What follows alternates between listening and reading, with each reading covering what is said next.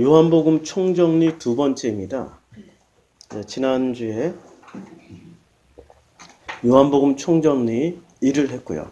그래서 요한복음 1장, 2장, 3장, 4장, 5장까지 했죠. 요한복음 1, 2, 3장, 5장이 철저하게 어디에 근거해서 쓰여졌다고요? 모세오경. 그래서 우리가 모세오경을 알아야 되는데 모세오경을 아무리 강조해도 지나치지 않죠. 모세오경이 뭐죠? 한마디로 말씀드리면 모세오경은 모세가 쓴 5권의 책입니다.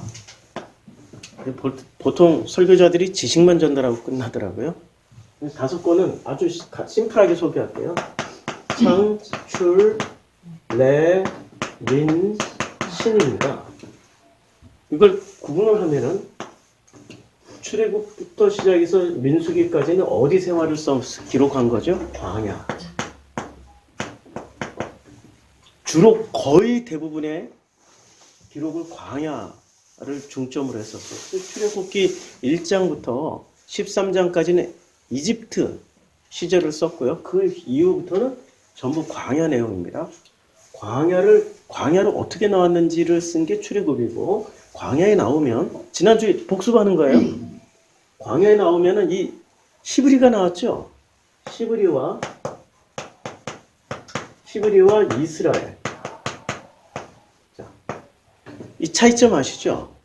히브리는 수많은 사람들이 섞여 있는 거예요. 그러니까 이스라엘 12지파, 이스라엘 12지파 플러스 수많은 주변의 이방 민족, 이방인까지 섞여 있는 사람들이 히브리라고 합니다. 민중신학에서는 이 히브리를 그냥 민중 이렇게 해석을 하거나 아니면 오합지졸 아니면 무지랭이들 이렇게 표시를 하고 있는데 그게 아니고 그냥 섞인 족속이에요. 다민족 사회. 요새 다문화 사회라고 그러죠. 다문화 사회입니다. 그런데 이들이 광야에 나와서 어떻게 이스라엘로 바뀌어가는지를 보여주는 게 민수기예요.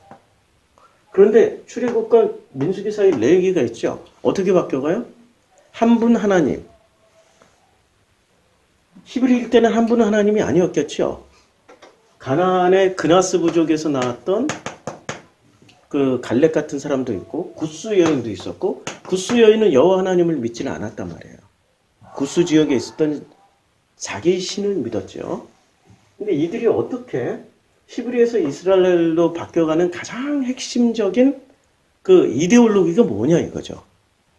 이데올로기가 있어야 하나가 되는 거 아니에요? 이데올로기 없이 어떻게 하나가 돼요? 그 이데올로기가 바로 레위기, 종교 시스템이었어요. 그래서 종교를 통해 가지고 드디어 출애굽했던 히브리가 이스라엘로 거듭나는 거예요. 거듭나는데 이걸 구체적으로 민수기는 이스라엘로 거듭나는 것을 굉장히 상세하게 1장부터 시작해서 마지막 장까지 굉장히 상세하게 기록을 해줍니다. 어떻게 히브리가 이스라엘로 거듭나고 있는지. 그래서 민수기 1장, 2장, 3장, 4장에는 어떻게 조직하는지 나오잖아요. 민수기 첫 번째부터 뭐가 나옵니까? 이 사람들을 제일 먼저 르벤 지파, 그 다음에 시므온 지파, 레위 지파, 유다 지파 순으로 쭉쭉쭉쭉 그들이 숫자를 다 계수하잖아요. 숫자를 계수한다고 해서 넘버스, 민수기라고 그러는데 숫자만 센다라고 우리는 그렇게 교회에서 배웠잖아요. 숫자를 왜 세겠어요? 힘으로 쓰려고 숫자를 세는 거 아니에요. 일제가 조선을 강탈하고 조선의 지하자원과 그리고 식량자원과 각종 노동자원을 뽑아먹기 위해서 제일 먼저 뭐를 했어요? 일제가 제일 먼저 한 게 인구조사부터 시작했어요. 인구를 정확하게 세는 게 노동자의 숫자, 미래의 노동자, 그 다음에 지금 현재 노동할 수 있는 사람들, 그리고 인구의 몇 퍼센트를 어떻게 가동하는지 이걸 정확하게 알아야 이 한반도에 있는 금광, 석탄 이런 걸 어떻게 배분해서 캐먹고 쓸 수 있는지를 확인할 수 있잖아요. 그러니까 민수기는 단순히 숫자를 세는 게 아니라 히브리가 이스라엘로 거듭나는 조직을 만든 겁니다. 민수기는 조직을 만들고. 그러니까 이데올로기, 종교심으로 하나가 된 거예요. 레위기를 통해서. 그리고 종교심 같은 종교를 가지고 있으면 같은 민족이 될 수 있다라고 지난주에 말씀드렸죠. 아니, 이슬람이 단일 민족이에요? 아니면은 다 문화사회예요? 다 문화사회예요. 아랍어를 쓰는 이슬람이 중동 지역에 모여있긴 해도 인도네시아 이슬람은 아랍어를 안 써요. 인도네시아어를 쓰지. 그렇겠죠? 그리고 우즈베키스탄, 뭐 카자흐스탄 이런 스탄 나라들이 아랍어를 안 써요. 그런데 IS 전쟁이 있고 중동에 전쟁이 있으면 그들이 뭐로 갑니까? 장원병으로 간다니까요. 알라와 하크만 하면서 이들이 전쟁에 성전에 참여하러 가요. 그러니까 나라와 국적과 민족이 달라도 종교가 같으면 같은 공동의 목표를 향해서 달려가는 민족이 되어버려요. 그러니까 민족을 만드는데 가장 중요한 거는 언어와 인종과 문화가 아니라 종교예요. 그래서 종교로 히브리가 이 오합 섞인 다문화 사회가 종교로 이제 조직이 되는 게 이제 종교를 통해서 레위기를 통해서 이제 구체적으로 조직이 되는 게 민수기예요. 그리고 조직이 됐어요. 조직이 됐는데 여기 1세대까지야. 민수기는. 1세대 중심으로 하고 2세대 중심은 신명기를 통해서 2세대 중심으로 가요. 그래서 신명기는 2세대들에게 다음 가나안 땅에 가서 해야 될 일들을 구체적으로 듣는 게 신명기입니다. 그러니까 히브리에서 이스라엘로 거듭나서 종교와 레위기 종교와 민수기 조직으로 거듭난 사람들이 신명기의 말씀, 계명, 율법, 언약을 가지고 근데 계명, 언약, 율법이 근본이 은혜라고 그랬죠. 그걸 가지고 가나안 땅 정착하게 되는 게 이게 바로 여호수아예요. 여호수아. 그래서 신명기 끝나면 여호수아를 공부하겠습니다. 기대가 되죠? 아, 여호수아는 제일 재밌어요. 맨날 이기니까. 안 지고 이기니까. 아, 우리 인생에 이렇게 여호수아처럼 그 승패율이 여호수아만큼만 나와도 성공하는 인간이 되겠다. 사사기 읽으면 참 불쌍해져. 계속 깨지니까. 자, 여기까지가 지금 지난 시간에 복습이었습니다. 이제 이 복습을 하는데 요한복음 1장부터 5장까지를 다 설명했어요. 이 모세 오경을 가지고. 여기까지 이해가 되셨죠? 자, 그러면 오늘 두 번째 요한복음 총정리 두 번째를 합니다. 요한복음 총정리 두 번째를 하는데 요한복음에서 가장 핵심이 뭘까요? 요한복음 핵심을 뭐 꺼내라 하면은 신명기 말씀을 이제 요한복음 6장부터 시작해서 13장까지. 왜냐하면 요한복음 총정리 1, 2, 다음 주가 3이니까 일부러 인위적으로 6장에서 13장까지 끊었어요. 그 다음에는 14장부터 시작해서 뭐 마지막 장까지 요한복음 하겠죠. 요한복음 마지막 장이 23장, 22장인가 뭐 그럴 거예요. 21장인가 나도 헷갈린다. 요한복음은 그렇게 하면서도 22장인가요? 21장이죠. 그렇죠. 21장까지 이렇게 끊어서 3등분해서 하겠습니다. 오늘은 6장에서 13장의 키워드가 뭐냐? 키워드가 신명기에 있어요. 자, 키워드를 보면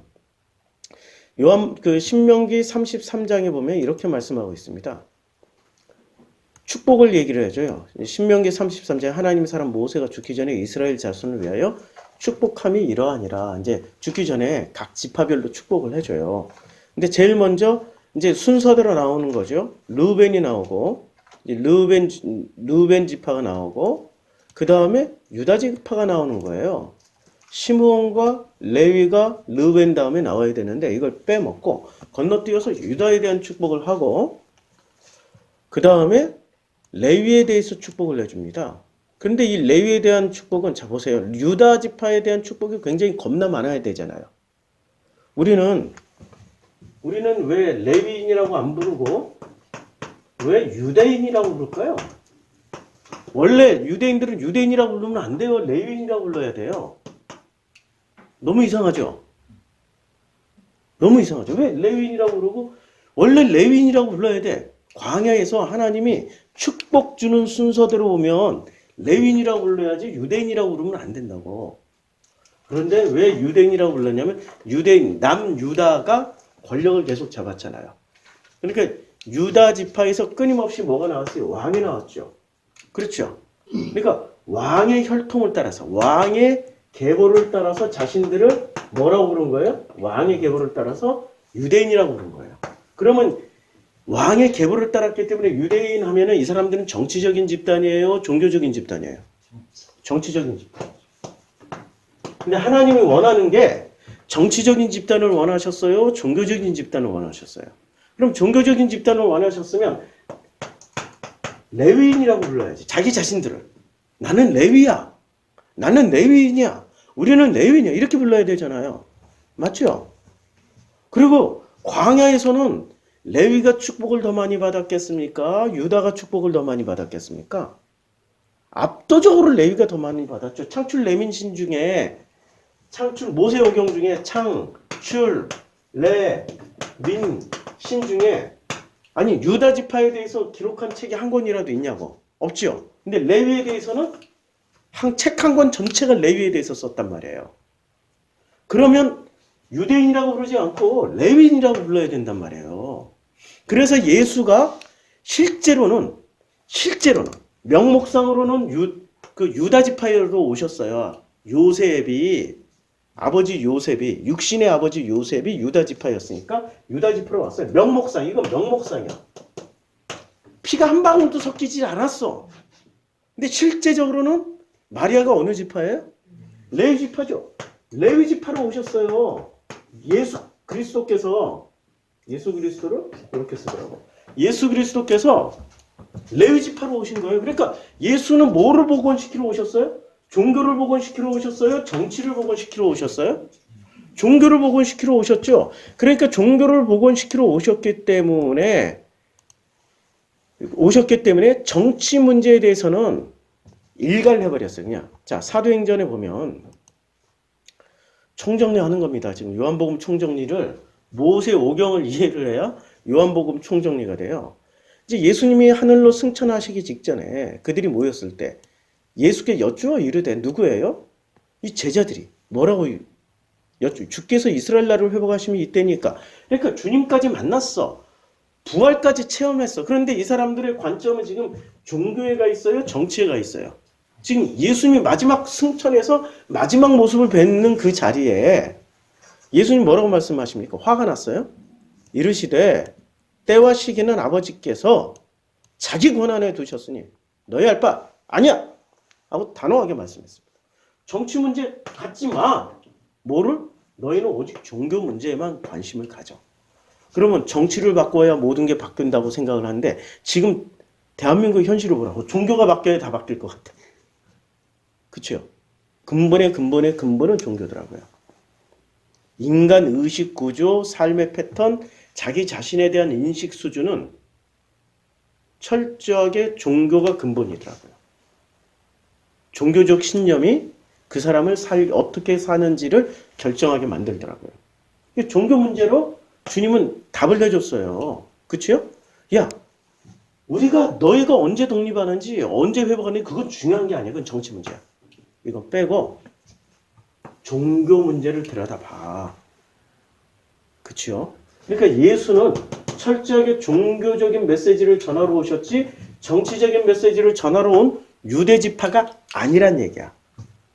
유다 지파의 씨는 명목상 유다 지파지만 내용상으로는 종교적인 계보인 레위 지파로 오셨다라는 거예요. 마리아가 레위 지파였으니까. 어떻게 할 수 있어요? 마리아의 친족 엘리사벳이 레위였고 그걸로 성경은 명확하게 기록을 해줘요. 자, 그러면은 레위가 축복을 엄청 많이 받아야 되잖아요. 어디서 받아요? 광야에서 받아요. 그런데 레위가 이렇게 축복을 받기 전에 어떤 일이 벌어졌냐면 야곱이 49장, 야곱이 이제 죽기 직전에 모든 아들들을 향하여서 이렇게 축복을 해줍니다. 축복을 해주는데 야곱이 그 아들들을 불러 이르되 너희는 모이라. 다 모여. 너희가 후일에 당할 일을 내가 너희에게 말을 해줄 거야. 축복해 줄 거야. 다 예언해 줄 거야. 우리 예언 좋아하잖아. 이렇게 힘든 시기에 특별히 예언을 더 확실한 예언을 들으면 힘을 얻고 견뎌낼 용기를 가지게 되잖아요. 인내심을 가지게 되잖아. 여기서 이제 예언을 주는데 이게 예언인지 축복인지 잘 들어보시라고. 너희는 모여 들으라 야곱의 아들들아 너희 아버지 이스라엘에게 들을지어다. 아버지 이스라엘에게 뭐를 들어요? 들으라고. 자, 르우벤아 너는 내 장자요. 내 능력이요. 내 기력의 시작이라. 위풍이 월등하고 권능이 탁월하다. 축복해 줬어요. 그런데 뒤는 물의 끓음 같은 즉 너는 탁월하지 못하리니 이렇게 뭐 너는 내 침상을 더럽혔다. 뭐 이러면서 또 한 번 까요. 그다음에 이렇게 이게 축복도 되고 저주도 되고 이게 야곱이 마지막까지 아들에 대해서 직언을 하고 간 거야. 감싸주고 이렇게 해주고 간 게 아니라. 근데 가장 악랄한 축복을 주신 이 악랄한 축복을 야곱이 주셨고 그걸 받은 아들들이 있어요. 누구예요? 시므온과 레위예요. 시므온과 레위 아버지가 돌아가시기 직전에 이게 축복을 해줘야 되는데 잘 들어보라고. 시므온과 레위 이게 분명히 레위에 대한 말이에요.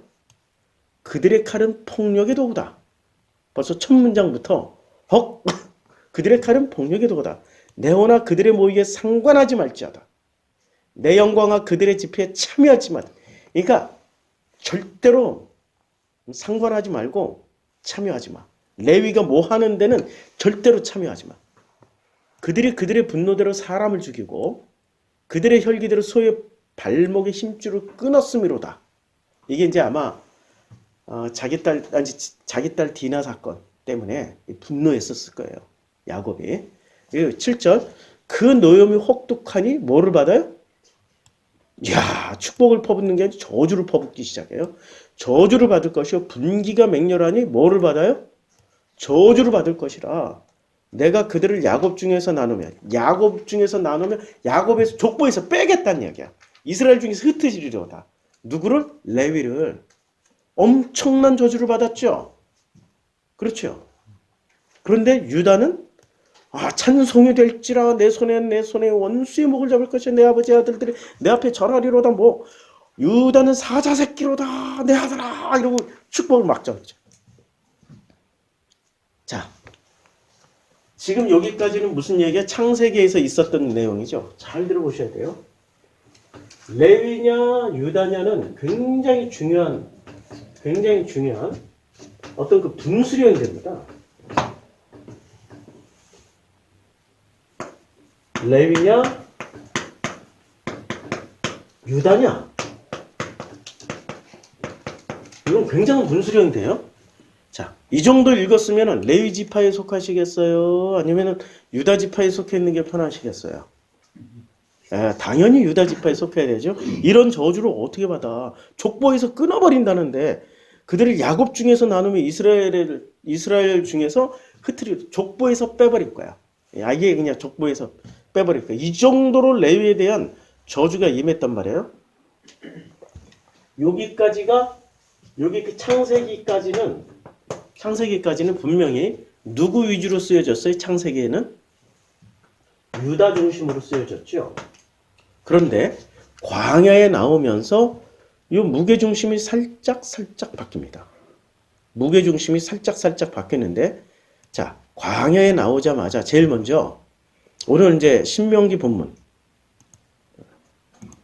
신명기 33장 7절에 이제 유다에 대한 축복은 이러하니라 축복을 했어요. 그런데 레위에 대하여는 일렀으되 하고, 아니 세상에 지금 창세기에서는 야곱의 축복이 야곱이 유다의 레위에 대해서는 어떻게 했어요? 야곱은 저주를 퍼부었고, 그 다음에 광야에서 모세는 지금 이 레위에 대해서 저주를 퍼부었어요. 축복을 해줬어요. 축복 중에 축복을 해줬어요. 아니 그러면 야곱의 말씀을 따라서 레위를 해석해야 되나요? 모세의 말씀을 따라서 레위를 해석해야 되나요? 우리는 성경을 절도화시키는 뭔가 하나만 붙잡고 그걸 끝까지 우기게 되면 어떻게 돼? 창세기 야곱의 말씀이 옳아요. 모세의 말씀이 옳아요. 이렇게 하다 보면 둘 중에 하나는 죽어야 돼. 그게 선악지식이라고. 죽기까지 싸워도 결론 안 나와. 선악지식은. 유연하게 생각해야지. 뭔가 하나를 해석할 때는 굉장히 유연하게 해석을 해야죠. 자, 레위에 대해서는 주의 둠밈과 우림이 뭐를 상징하나요? 둠밈과 우림. 레위냐? 지금 이제 여기는 광야에 나왔을 때 얘기를 한번 해보자. 광야에 나왔을 때 레위가 어떤 축복을 받냐면 둠밈과 우림. 자, 둠밈과 우림은 뭐 하는 거예요? 에봇을 입어요. 제사장 에봇을 입어요. 이 그림을 보여줘야 돼. 왜냐면 우리의 그것도 또 익숙한 그런 그 개념이 아니기 때문에 그 제사장 에봇 하면은 뭐 엄청 많이 떠요. 이렇게 이분이 제사장님이십니다. 자, 이분이 대제사장님의 그 예복과 명칭인데 이게 관이고 금떼고 건대고 흉패 속옷. 근데 우림과 둠밈은 요 흉패에 붙여요. 흉패. 자, 여기서 또 우림과 둠밈. 자, 둠밈과 우림을 한번 보자고요. 이거 원래 시청각 자료를 보면서 해야지 참 좋아요. 자, 우림과 둠밈이 어디에 붙어 있냐면 이 제사장 옷이 나오잖아요. 여기에 보면 요게 우림과 둠밈이라고 이름이 붙어서 어떻게 되냐면 하나님이 옛날에 부채도사 옷이 아십니까? 부채도사? 이렇게 부채 붙잡고 장두석 씨가 우리 세대는 알아. 지금 30대는 몰라. 우리 50대는 알아. 이렇게 부채도사가 부채도사 이렇게 하면서 이게 말씀이 맞는 겁니까? 이리로 넘어지면 맞는 거고 말씀이 안 맞는 겁니까? 하면은 이렇게 넘어지면 안 맞는 거예요. 부채도사가 확률이 50%야. 예스 노를 하니까 우림과 둠밈이 그 역할을 해주는 거야. 이 흉패에서 우림과 둠밈이 만약에 하나님이 응답이 있으면은 반짝반짝 빛이 나. 우림과 둠밈이. 근데 하나님의 응답이 아니면은 빛이 안 나. 그래서 뭔가 우림과 둠밈으로 심판을 할 때는 어떤 결론이 있냐면 한번 찾아보죠. 우림과 둠밈과 우림이 복사를 그대로 해가지고 이게 그 둠밈과 우림이 찾아보면 이렇게 쭉 떠요. 레위들 신명기 여기밖에 안 나오네. 예, 우림과 둠밈으로 순서를 바꿔서 한번 해볼게요. 우림 하니까 무슨 열대 우림이 생각나는데, 예. 자, 사울이 여호와께 묻자오되 여호와께 물어요. 사울이 이제 뭔가 급한 게 있었어. 내 운명은 어떻게 됩니까? 하다가 묻다가 안 되니까 누구 찾아가요? 무당 찾아가죠. 무당 찾아가기 직전의 상황이에요. 여호와께서 꿈으로도 응답을 안 해주셔요. 우리가 하나님의 음성을 듣는 방식을 사울이 다 얘기해서 꿈으로도 응답을 안 해주시고 우림으로도 응답을 안 해주세요.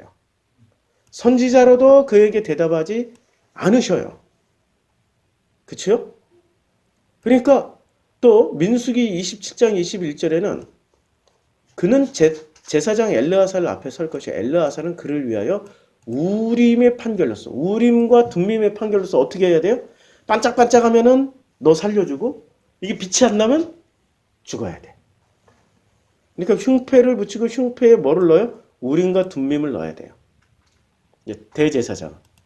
그러니까 대제사장이 이제 이 그림을 보면 대제사장이 지금 복장입니다. 대제사장이 복장인데 요 복장에 우림과 둠밈을 넣어서 요게 응답을 하나님의 응답이냐 아니냐. 혹시 알아? 이 속에 전자장비 넣어가지고 이 대제사장이 뒤에서 이렇게 막 조정할지 아니면 리모컨으로 저기서 조정. 아니 그때 당시 그런 기술이 어디서 피라미드 세웠던 시절이었거든. 이때 당시에 피라미드도 만들던 대단한 기술이 있었거든. 하나님의 응답도 조작할 수 있었거든. 이라고 얘기하면 너무 의심이 많은 거죠. 제가 성경에 있는 것을 성경을 성경으로 믿기 전까지는 저는 성서로 먼저 읽어요. 확인한 후에 아멘 할 때 성경의 말씀으로 아멘하고 받아들여져요. 그게 순서 아닌가?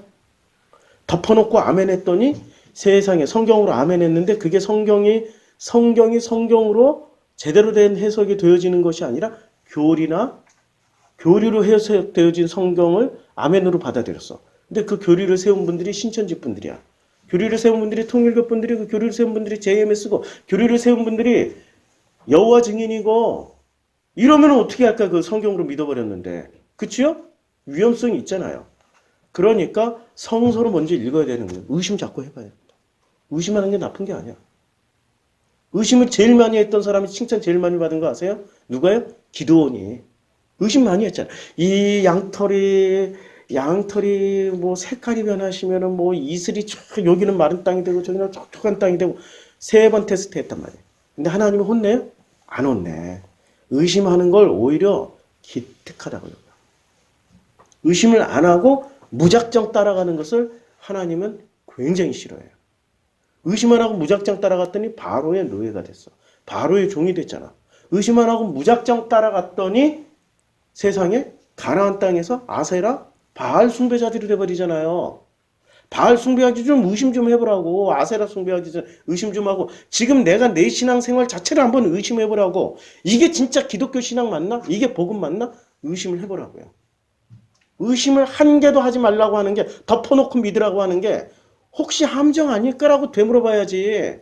덮어놓고 믿으라고 하는 놈들이 죄송해요. 덮어놓고 믿으라고 하는 분들의 직업 중에 제일 많은 직업이 뭐냐면 사기꾼들. 아, 이거 덮어놓고 믿어. 괜찮아. 확실하대. 확실해. 제가 사기꾼은 아니고 사기꾼들은 확실하게 믿을 이 의심을 안 하게 해줘요. 절대로 의심 같은 걸 하지 않게끔 사기꾼들은 끊임없이 그렇게 상황과 조건을 몰아간다고. 자, 그래서 이제 우림과 둠밈, 우림과 둠밈과 우림이라는 거 하나님의 응답을 받을 수 있는 축복을 줬어요. 레위에 대하여는 주의 우림과 둠밈이 주의 경건한 자에게 있도다. 그러니까 누구한테 있어요? 경건한 자에게 있도다 했는데 레위가 졸지에 뭐가 됐어요? 경건한 자. 아니, 레위가 저주받을 자에서 창세기에서는 저주받을 자예요. 야곱에게. 한마디도 좋은 말이 없잖아. 저주받을지어다. 족보에서 파버리겠다. 이스라엘에서 흩어버리겠다. 아니, 세상에 이렇게 강력한 저주를 퍼부었던 이 레위가 아니 어떻게 광야에 나와서는 창세기에서는 유다지만 광야에서는 누가 중심에 서요? 레위가 중심에 서요. 그 다음에 더 놀라운 건 가나안 땅에 가서도 레위가 중심에 선다고요. 자, 12지파 땅 배분도예요. 여기 보이시죠? 오른쪽에 12지파 땅 배분도예요. 그런데 이 12지파 색깔별로 컬러별로 다 나눠서 요새는 인터넷만 이 구글 검색만 잘하면 성경에 웬만한 건 다 검색이 되니까 잘 찾아서 공부하시라고요. 근데 내가 공부하면 전부 다 아직까지 내가 심령이 가난한 자가 되면 가난한 심령의 말씀이 제대로 해석이 되어지는데 내 심령이 가난하지가 않아. 교리로 가득 차 있고 내가 어떤 잡지식으로 가득 차 있으면 언제나 읽어도 자기 이데올로기 따라서 읽어요. 그래서 성서를 먼저 읽으라는 거야. 성경을 먼저 배워먹었던 사람들은 신천지 지식이 들어가 있을지, 통일교 지식이 들어가 있을지, 아니 우리 교주님들도 교단을 세우신 교단 총재님들, 칼빈 총재님이나 웨슬레 총재님이 신학이 서로 같나요? 서로 다르다고. 둘이 서로 달라. 그런데 이거 붙잡고 절대화시키고 이거 붙잡고 절대화시키는 것 자체가 너무 웃기잖아. 그치요? 이 두 분이 서로 사마티 아니하는데 서로 맞지 않는데 왜 이거 붙잡은 사람이 이게 절대라고 그러고 장로교가 최고라고 그러고 개혁 최고라고 그러고 이런 소리 때문에 제가 웬만해서는 돌을 안 맞는데 이분만 까면 돌 맞아. 칼빈만 까면. 아유, 이분들은 지식을 붙잡았기 때문에. 마음을 붙잡으면 품게 되는데 지식을 붙잡은 사람은 자기 지식이 조금만이라도 어긋나면은 그냥 돌돌 쳐버려요. 자, 12지파가 땅을 배분받습니다. 그러니까 여기 12지파가 지금 레위가 얼마나 중요하냐면 12지파가 땅을 배분받아요. 이 땅 배분 받는데 한 지파가 다 끼어들어야 돼. 그러니까 12지파. 지금 광야 12지파가 땅을 다 이미 가나안 땅을 가나안 사람들 허락도 없이 지들끼리 다 땅 배분을 다 했어. 가나안 사람들 허락을 안 받았어. 현대사회에서는 이러면 안 되잖아요. 그러니까 현대사회에서는 현대사회의 오늘날의 현실로 재해석하려면 반드시 이것을 재해석해줘야 되는 필터링이 있어야 됩니다. 그분이 예수 그리스도예요. 그분이 예수 그리스도라고. 자, 12지파의 땅 배분에 반드시 한 지파가 들어가야 돼요. 그래서 총 몇 지파가 되는 거예요? 13지파. 야, 그래서 오늘 요한복음 6장부터 13장까지만 하는 거야. 13장. 우연의 일치지만 요 13지파. 실제로 12지파가 아니에요. 13지파라고. 근데 이 13지파인데 요 레위지파는 스텔스야. 스텔스 기능을 가지고 있어. 무슨 말이에요? 보이지가 않아. 12지파만 우리는 얘기를 하잖아요. 맞죠? 12지파만 얘기하지 이 스텔스 기능, 이분은 이 레위지파는 그림자라고 스텔스라고 보이지도 않고 감지도 안 돼. 제일 중요한 지파인데 쳐주질 않아.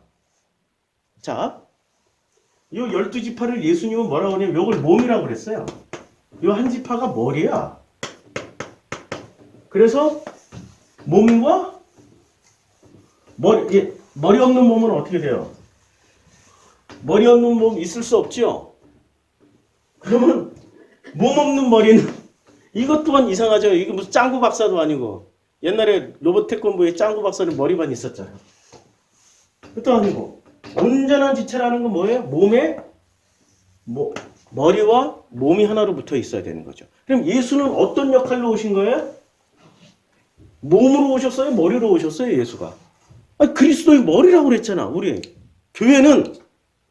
교회는 몸이요.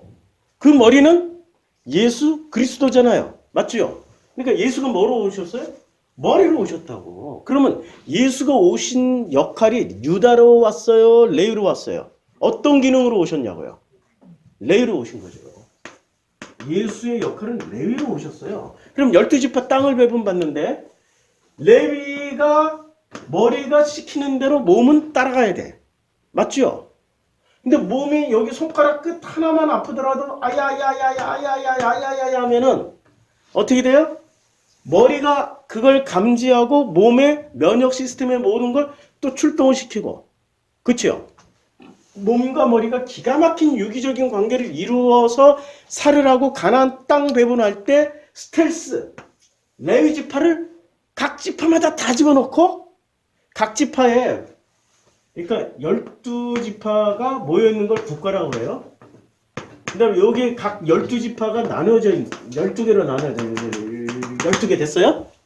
예? 세지 마시고 12개 됐어요. 이 12개마다 각 주마다 그 레위족이 사는 데는 르벤 지파가 사는 데는 르벤 땅이잖아요. 르벤 주잖아. 주. 우리나라 치면 경기도처럼 하나의 도. 그럼 도지사가 있어야 되잖아. 도지사급의 레위가 있고 그 다음에 경기도 무슨 시흥군 군 단위의 또 레위가 또 파견되죠. 군, 그 다음에 읍, 면, 동까지 레위가 다 들어간다고요. 무슨 역할을 하라고요? 머리 역할을 하라고. 그런데 이 레위는 스텔스야. 땅도 배분받지 않아. 누가 먹여 살려야 먹고 살 수 있어요? 각 지파가 먹여 살려야 먹고 살 수 있어요. 그런데 레위가 주로 타락을 하게 되는 게 뭐 때문에 타락을 해요? 밥 때문에 타락합니까? 아니면은 성경을 몰라서 타락합니까? 밥 때문에 타락하지. 밥그릇 밥을 안 주니까 밥 주는 사람들이 누구라고 믿어? 레위가 믿고 있어요? 하나님이 밥을 주는데 이 사람들은 밥을 누가 준다고 믿고 있어요? 각 지파에 지파 사람들이 밥 준다고 믿고 있었어. 그래서 가나안 땅 들어가자마자 사사기가 시작되는 거예요. 머리가 생각이 글러먹으니까 머리가 잘못되니까 몸 전체가 고생하잖아. 그러니까 400년 동안 사사기 사이클이 시작돼. 터지고 깨지고 항복하고 잘못했어야 하면 다시 또 돌아오고 머리가 터지고 깨지고 이게 사. 구약에도 이렇게 반복됐는데 이 레위 그래서 예수가 무슨 지파로 오셔야 돼? 유다 지파로 와야 돼? 레위 지파로 와야 돼? 어떻게 좀 설득력이 있습니까? 머리라고 그랬잖아. 자, 그런데 어떻게 이렇게 레위가 지금 33장 8절에서 레위가 어떻게 이렇게 축복을 받을 수 있냐 이거지. 둠민과 우림에 그러니까 하나님의 응답을 받는다라는 굉장한 한마디로 말해서 하나님의 응답을 직접 확실하게 응답을 말해줄 수 있다면 굉장한 돈벌이라는 거 아시죠? 굉장한 돈벌이. 일단 대통령 후보 10명이 나왔어. 10명 다 와서 돈 싸들고 물어볼 거 아니야. 당선될지 안 될지. 그쵸? 일단 국회의원들 총선에 지금 나온 후보들만 몇백 명인데 이분들이 돈 싸들고 와서 내가 당선될까요?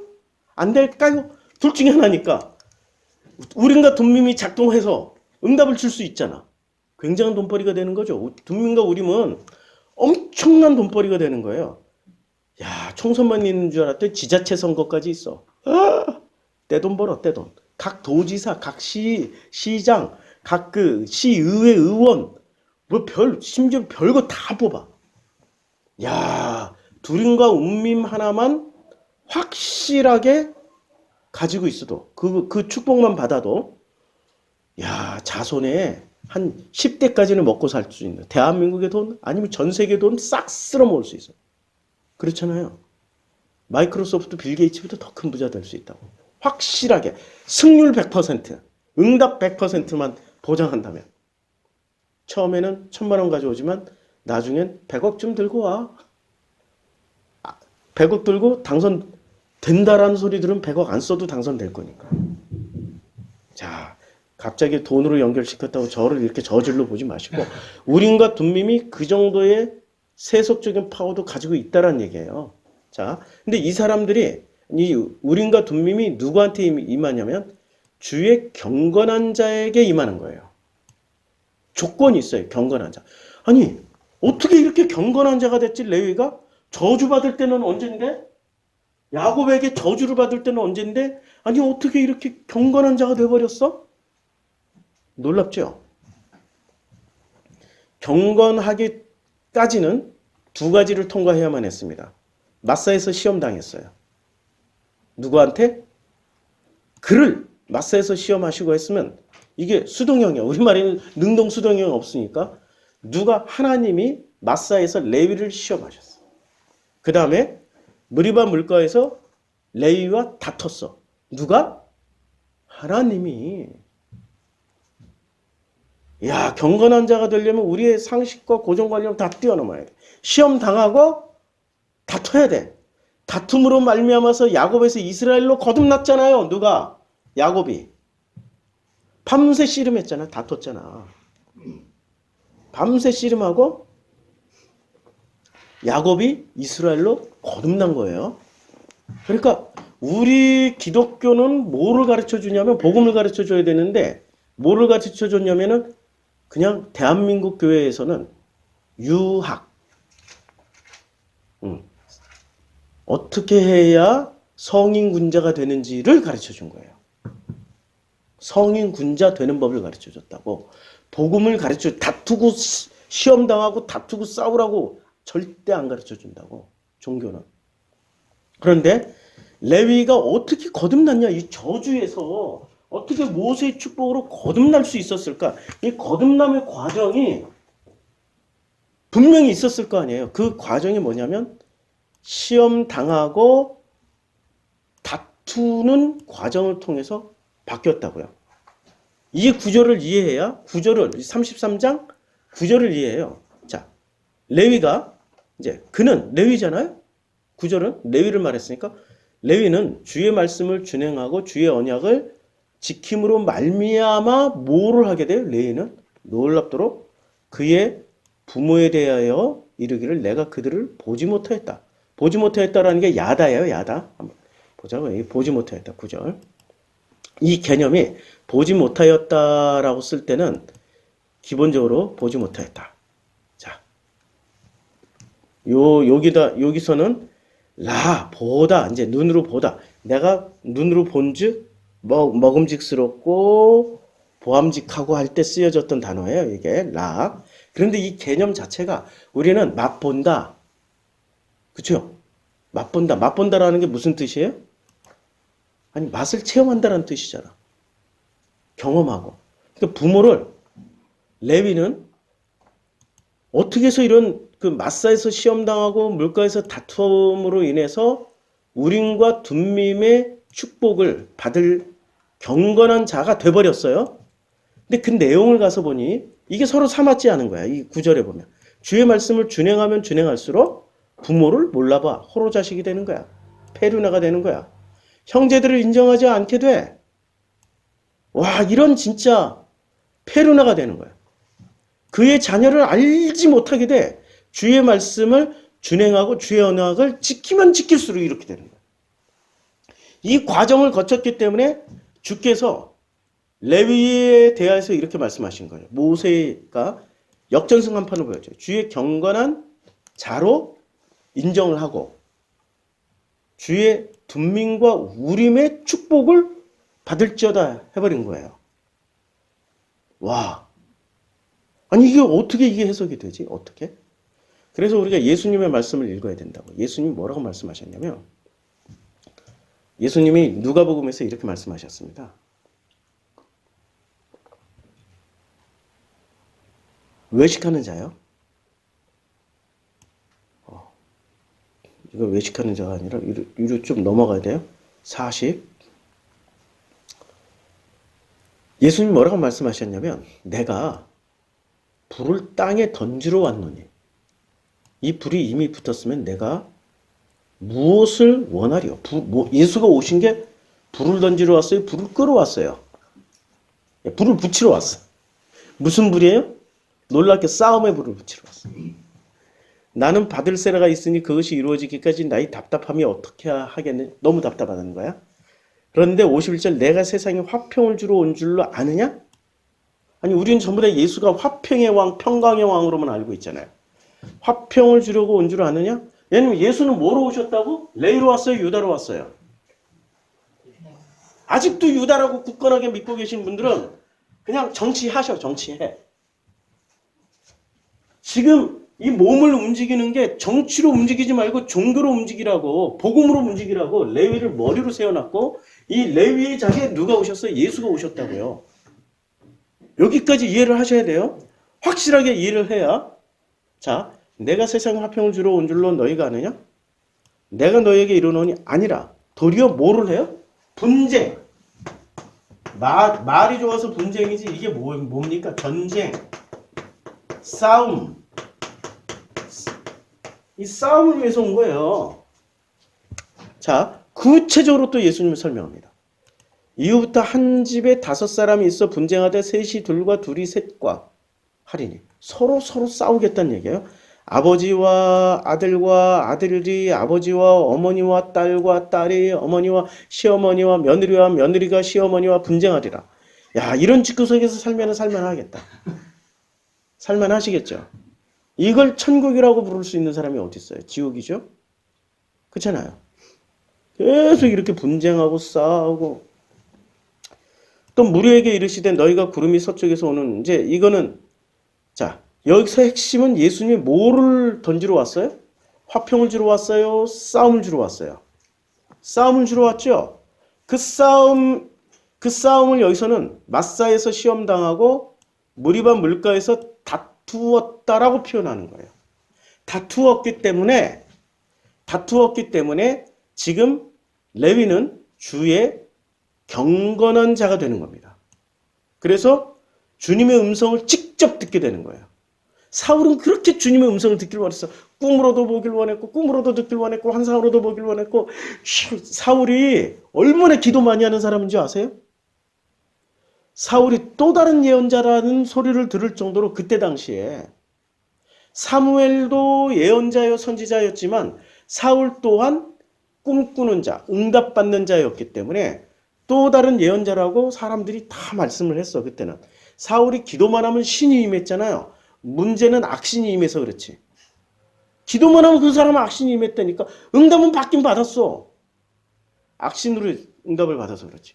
신이 임하는 신령한 사람이었어요. 자, 주의 둠민과 우림의 축복, 정확하게 하나님의 응답을 받는 둠민과 우림의 축복은 누구한테만 와요? 경건한 자. 그러면 레위가 어떻게 경건한 자가 되어서 이 축복을 받을까? 자, 10절에 보면 10절 11절에 엄청난 축복을 받아요. 주의 법도를 야곱에게 주의 율법을 이스라엘에게 가르치며 주 앞에 분향하고 온전한 번제를 주의 제단에 드리려다 여호와여 그의 재산을 풍족하게 하시고 그의 손의 일을 받으소서. 그를 대적하여 일어나는 자와 미워하는 자의 허리를 꺾어서 다시는 일어나지 못해. 이런 축복 딱 받아놓으면 어떻게 되겠어요? 아니 세상 사는 게 두려움이 없지. 그렇잖아. 이런 축복을 누가 받았다고? 레위가 받았어. 근데 어떻게 이런 축복을 받았는지 궁금해져야죠. 궁금하시죠? 어떻게 하다 이런 축복을, 저주에서 축복으로 어떻게 바뀌었는지, 뭐가 터닝 포인트가 있을 거 아니야. 터닝 포인트. 터닝 포인트를 한번 찾아보자고요. 터닝 포인트를 찾아보면 제일 먼저 출애굽기 32장에 보면 이제 백성이 송아지를 만들어요. 그래가지고 하나님이 연병을 확 터뜨려서 연병으로 심판을 하십니다. 근데 이 연병으로 심판을 하시는데 세상에 그 진에 가까이 이랬을 때 송아지가 춤추는 것을 보고 막 크게 노하여서, 그래서 어떻게 해요? 이 심판을 이제 심판을 내리는데 심판을 멈추게 하는 거야. 하나님의 그 진노를 멈추게 하는데 제일 먼저 모세가 본즉 백성이 방자하니 아유 이런 말을 좀 현대어로 다 바꿨으면 좋겠는데 백성이 건방지니 그냥 건방지니 이는 아론이 그들을 방자하게 모세가 모세가 보기에 아론이 방자하게 했다는 거예요. 근데 아론은 무슨 지파였어요? 레위 지파였잖아. 그러니까 요때까지만 해도 출애굽기 32장 25절까지만 해도 야곱의 저주가 그대로 통용되는 줄 알았어. 맞죠? 요때까지만 해도 야곱의 저주가 레위에게 그대로 통용되는 줄 알았다니까, 레위에게. 그런데 원수의 조롱거리가 되게 하였음이라. 요 장면만 있었으면 레위는 그 후로도 내내 저주받은 지파로, 저주받은 족속으로 살게 된다고. 그리고 12지파에서 제명당하고 호적에 요셉 대신에 누가 들어갔어요? 므낫세와 에브라임이 들어갔죠. 그래도 요셉은 그 족보 안에 들어가 있잖아. 그런데 아마 다른 걸로 대체하고 레위를 파버렸을 거야. 그런데 모세도 레위죠. 맞죠? 유다 지파 아니에요? 모세도 레위예요. 레위였던 모세가 진문에 서서 이르되 누구든지, 여기서 중요한 게 누구든지예요. 누구든지 여호와 편에 있는 여호와의 편에 있는 자는 내게로 나오라 라고 말을 할 때 레위 자손이 다 모였어요. 유다 자손이 간 것도 아니고, 유다 자손은 뭐 하고 있었어요? 송아지 앞에서 춤추고 지랄하고 있었어. 아니, 그걸 지랄이라고 그러지? 맞죠? 아니, 내 표현이 너무 세가지고 이런 것 때문에 내 설교 안 듣는다는 분들이 있는데 죄송합니다. 제가 고급 언어를 못 배워가지고, 제가 알고 있는 거는 밑바닥 언어하고 학문적인 언어밖에 몰라요. 중간 언어를 잘 못 배웠어요. 저희 부모님이 기독교인이었다면 많이 맞아가면서도 이게 좋은 언어, 고급 언어, 아주 괜찮은 얌전한 언어를 배웠을 텐데 우리 부모님도 교회 안 다니셨고 그래가지고. 그래서 모태신앙 말할 땐 너무 이뻐. 모태신앙들은 말할 땐 너무 예뻐. 탐이 날 정도로 예뻐. 그분이 진심을 가지고 얘기하면 훨씬 더 아름다울 거예요. 저는 말은 거칠더라도 진심은 있어요. 성경의 팩트를 전하니까. 자, 레위 자손이 다 모였어요. 누가 모였어요? 유다 지파가 아니고 레위 지파가 다 모였어요. 그래서 그에게로 갔어요. 아무도 모세의 말을 듣지 않고 전부 다 송아지 앞에서 환장한 거예요. 요즘으로 치면 마약 파티하고 있는 거야. 이해가 되죠? 아니 우상이 지금 마약이잖아. 뿅 갔잖아. 뽕 먹고 뿅 갔잖아. 그런데 레위가 쫙 모여들었어요. 모세가 이르되, 레위들에게 말씀을 하셨어요. 모세가 이스라엘의 하나님 여호와께서 이렇게 말씀하셨어. 너희는 각각 허리에 칼을 차고 진 이문에서 저문까지 왕래하며 각 사람이 그 형제를, 각 사람이 자기 친구를, 각 사람이 자기 이웃을 죽이라 했어요. 어떻게 했어요? 레위들이 칼을 차고 양쪽 칼을 차고 있다 탁 빼들고 진 이 끝에서 저 끝까지, 이게 지금 60만 명이 사는 진이라고. 이거 한번 왕복하기도 힘들어. 이게 60만 명을 이렇게 팔벌려로 세워놓으면은 얼마나 길이가 길겠어요. 물론 12지파가 이렇게 방사형으로 동그랗게 모여서 이렇게 성막 중심으로 해서 모여있긴 해도 왔다 갔다 하면서 이 끝에서 저 끝까지 칼을 딱 빼들고 죽이기 시작하는 거예요. 죽이기 시작하는데 레위 자손이 모세의 말대로 행하며 이날의 백성 중에 3,000명가량이 죽임을 당했는데 그 사람들이 전부 누구냐? 놀랍게도 그러니까 송아지 우상 숭배하는 것들은 진 안에 있어요? 어디에 모여 있어요? 따로 모여 있어. 근데 지금 모세가 명령한 거는 진 이쪽으로 외길로 가라는 거야. 쭉 가서 보이는 대로 다 죽이고 다시 돌아오면서 또 죽여. 왕래하면서 죽이라고. 근데 재수없게 누구만 나와요? 우상 숭배하던 것들은 하나도 안 나오고 전부 다 레위들만 나오는 거야. 너 재수없게. 레위가 칼차오는데 전부 다 레위만 나오는 거야. 레위족만 나온다고. 레위족은 특별관리 대상이라고요. 12지파 중에서도. 그래서 민수기 1장, 2장은 각 지파를 다 얘기를 해도 민수기 3장, 4장은 레위 지파만 별도로 꺼내서 인구조사를 다시 해요. 특별관리 대상이라고 레위는. 자, 모세가 말씀하신 거예요. 각 사람이 레위가, 이제 각 사람은 다 레위잖아요. 레위가 누구를 쳤어요? 자기의 아들과 자기의 형제를 쳤으니. 이걸 통해서 오늘 여호와께 헌신하게 된 거예요. 이게 터닝 포인트야. 저주에서 축복으로 바뀌게 되는 터닝 포인트라고. 그럼 이 시점에서 질문을 하실 거 아니에요. 그럼 우리도 형제 자매를 다 죽여야 되나요? 우리가 우린과 둠밈의 축복을 받으려면 다 죽여야 돼요? 신명기 33장 10절, 11절의 축복을 받으면 다 죽여야 돼요? 아우, 힘 빠진다, 야.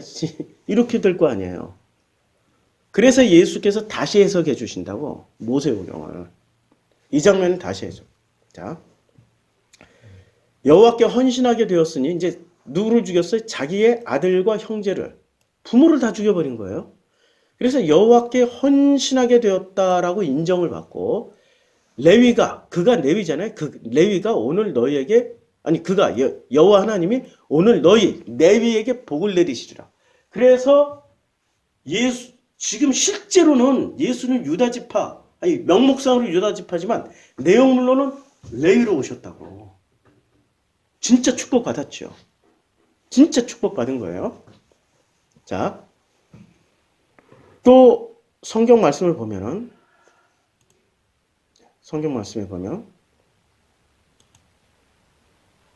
성경을 하도 많이 찾아놔가지고, 자, 이게 오늘 너에게 헌신하게 되었으니 복을 내리시리라 이렇게 말씀을 하고 있어요. 그런데 마가복음에 가면은 예수가 이것을 다시 해석을 해주세요. 마가복음에 가면. 아니, 왜 요한복음은 한 말씀도 안 해요? 네. 기다려보세요. 예. 이제 무리가 예수를 둘러앉았다가 여짜오되, 보소서 당신의 어머니와 동생들과 누이들이 밖에서 찾나이다. 맞죠? 어머니와 누이들이 밖에서 찾아요. 그럴 때 대답하시되, 누가 내 어머니와 동생들이냐라고 되물어요. 그러니까 되물어 보니까 이 사람들도 의아해서 답을 못하고 있는 그 틈에 둘러앉은 자들을 예수께서 보시면서 이르시되, 내 어머니와 내 동생들을 보라 하면서 밖을 가리켰어요? 요 안을 가리켰어요? 안에. 누구든지 하나님의 뜻대로 행하는 자가 내 형제요 자매요 어머니다. 그러면 부모 형제 자매 개념을 뭐로 바꿔버렸어요? 하나님의 뜻대로 행하는 자. 하나님의 뜻대로 하지 않으면 부모, 형제, 자매가 아니야. 극단적으로. 맞지요?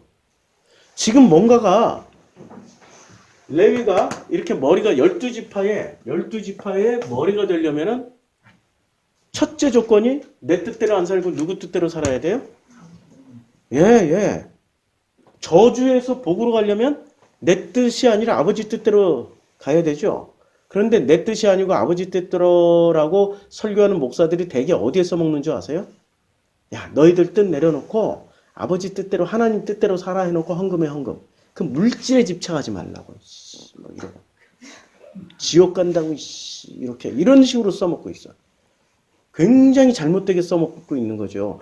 내 뜻대로 살지 말고 아버지 뜻대로 하시옵소서라는 원형을 누가 보여주셨냐면 예수님이 보여주셨어요. 겟세마네 동산에서 기도를 하는데 예수님의 그 겟세마네 동산에서 기도하실 때 뭐라고 기도하십니까? 자, 예수님이 아빠 아버지요. 이때는 하나님이여라고 불렀어요? 여호와라고 불렀어요? 엘로힘이라고 불렀어요? 아니, 이때 당시에 유대인들은 하나님 뭐라고 불렀어요? 아도나이라고 불렀지. 아도나이 이렇게 불렀겠죠. 그래서 아도나이라고 패션 오브 크라이스트 영화 보신 분들 많죠. 우리 기독교인 중에.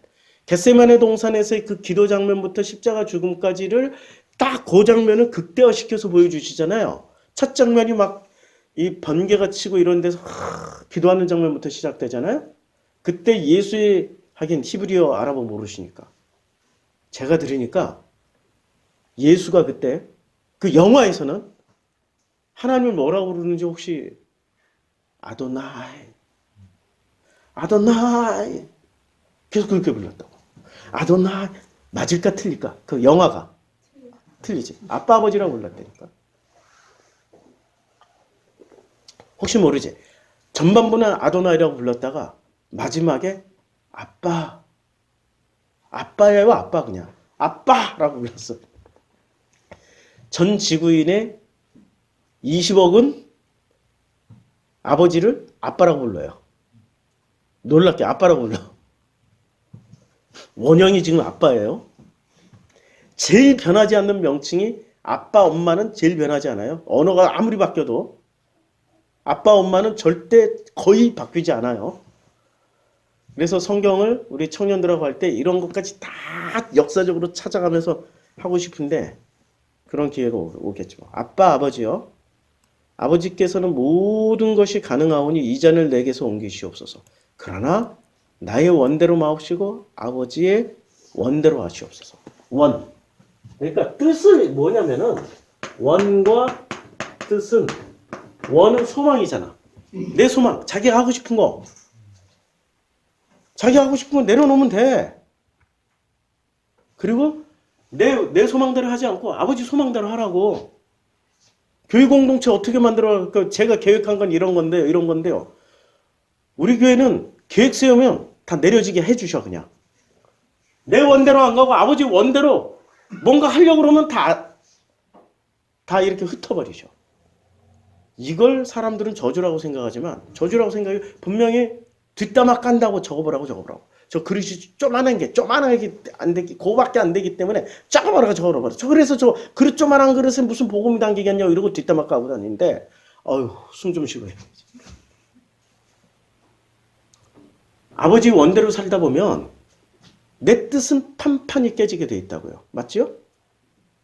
그죠? 깨지고 가는 게 그게 복음이라고 지금. 잘 가고 있다고 이렇게 깨지면서 가는 게. 근데 안 깨지면은 내가 어떻게 역전승 한판을 할 수 있어. 저주에서 축복으로 어떻게 역전승 한판으로 올라갈 수 있냐고.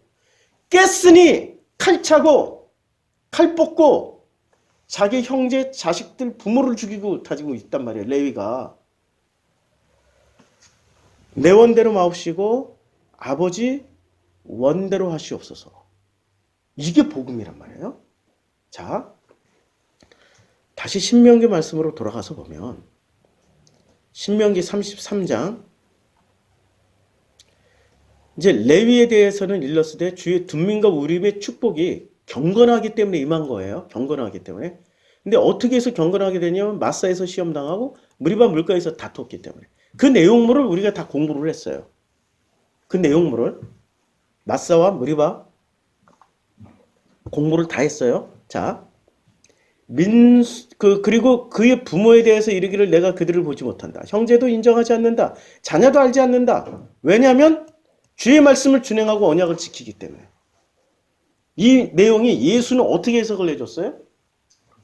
야, 지금 내 족보상에 유다 지파, 예수는 유다 지파, 이게 중요한 게 아니라 내용물인 레위를, 이 내용물이잖아, 머리.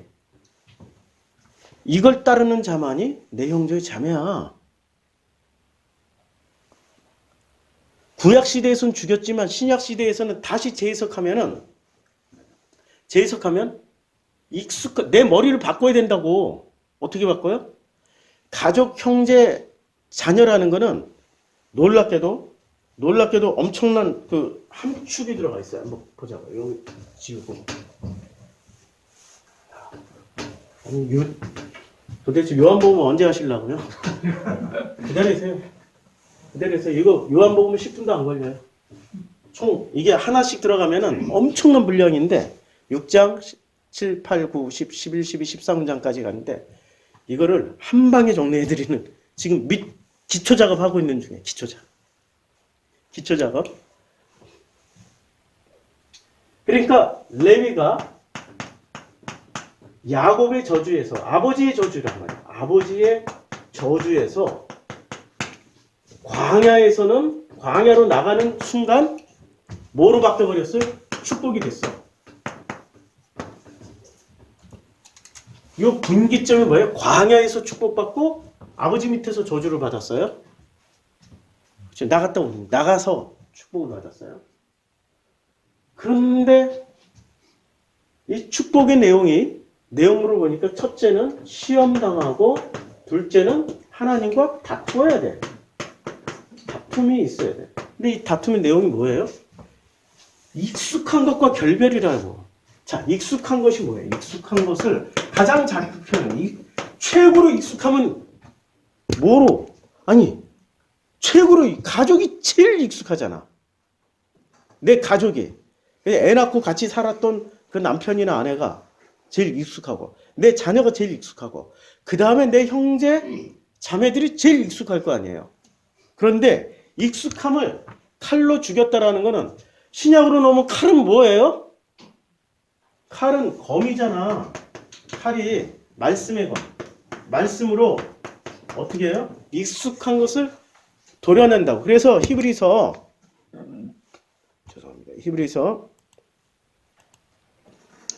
4장 12절에 뭐라고 말씀하고 있었죠? 히브리서 4장 12절에 이렇게 말씀하고 있죠. 4장 12절에 하나님의 말씀은 뭐예요? 살아있고 이게 검이잖아. 검이니까 살아있고 활력이 있어 좌우의 날선 어떤 검보다도 예리하여 뭐를 좀 잘라내 혼과 영과 및 관절과 골수를 찔러 쪼개. 이게 전부 누구 거예요? 내 거죠. 자, 가족은 전부 누구 거야? 내 가족이잖아. 네 가족하고 나하고는 상관이 없지만 내 가족하고 나는 너무나도 상관이 있잖아. 살이 되고 피가 돼 있고 영과 혼과 관절과 골수를 찔러 쪼개서 다 분리를 해야 돼. 이게 제사 지내기 직전에 재물을 해체하고 분리해서 이것을 기름은 태우고 고기는 따로 분리하고 똥은 그 성전 밖에 나가서 분별된 곳에 갖다 버리고 이런 일들 철저하게 분리되는 일을 뭐가 해요? 아니 검이 하잖아. 지금 레위가 뭐를 들고 와서 쳤어요? 검. 신약에 와서는 이렇게 사람 죽이면 큰일 나요. 폐륜 범죄가 된다고. 그러면 안 돼. 이렇게 가르치는 목사들이 있다면 그 큰일 날 사람들이고 재해석을 해줘야지. 예수로. 그러니까 누가 내 형제의 자매가 돼요? 말씀의 검으로 인해서 찔러 쪼개진 뭐가? 자기 뜻이 자기가 익숙한 것이 찔러 쪼개진. 우리는 익숙한 게 너무 많아. 나를 키워줬던 익숙함. 나를 성장시켜줬던 익숙함. 내가 어디 시스템에서 성장하고 살았어요? 우리 부모 같은 편안함. 찔러 쪼개 분리를 해야 된다고. 내 형제, 내 친구들 같은 내 형제 같은 편안함, 익숙함, 찔러 쪼개, 형제를 찔러 쪼개라는 얘기가 아니야. 부모를 찔러 쪼개라는 얘기가 아니고, 익숙함, 편안함, 내 살과 같은 거. 그런데 내 본래 타고 태어난 내 살이 아니라 선풍기 아줌마 같은 경우는 아시죠? 콩기름 넣었더니 이게 자기 살이 됐어.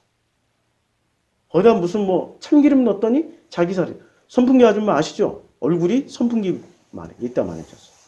본래 20대 때는 진짜 미인이었는데 더 예뻐지고 싶어가지고 자기가 자꾸 보톡스를 하다가 콩기름도 넣어보고 뭐 지방도 넣어보고 해가지고 이게 자기 얼굴이 이따만해졌어. 이게 병에 걸린 거지. 근데 본래 얼굴로 되돌아오게 하려면 불가능하지만 정상적인 얼굴, 이 얼굴이 이따만해져서 얼마나 무거워요. 계속 넘어지고 밖에 출입도 못하고. 그래서 수술진들이 이걸 정상은 아니더라도 정상 근사치로 돌리려고, 사이즈를 돌리려고 수술을 할 때 뭐를 잘라내? 넣을 땐 콩기름이지만 잘라낼 때 다 자기 살이 돼버렸다고. 막 제거를 해야 된다, 이 기름덩어리다. 그쵸? 우리는 알게 모르게 하나님의 형상으로 태어났단 말이에요. 하나님의 형상.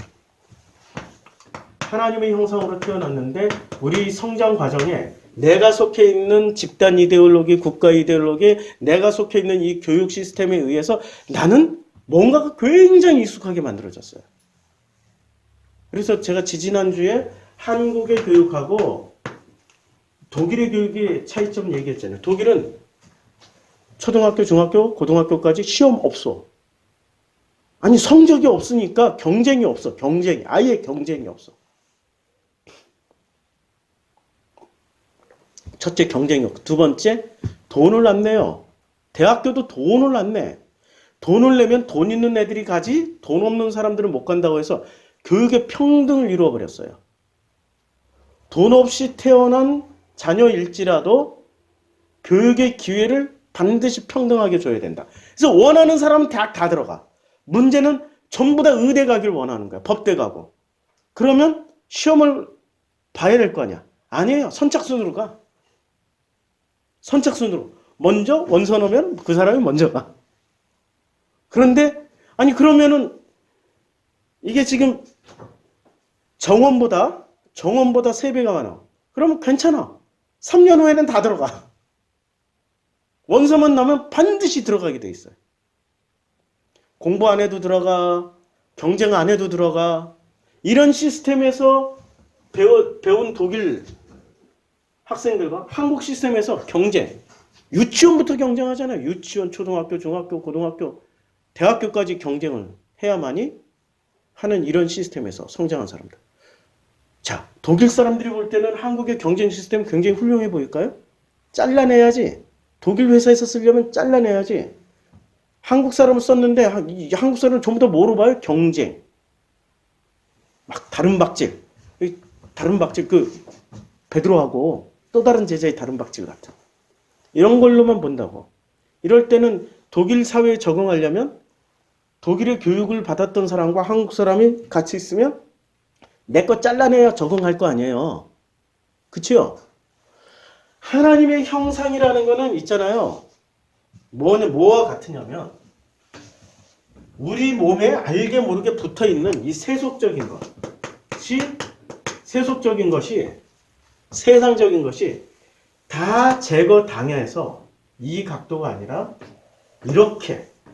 그래서 하나님의 말씀은 살아있고 활력이 있어서 좌우의 날선 어떤 것보다도 예리하며 혼과 영과 및 관절과 골수를 찔러 쪼개기까지 하며 또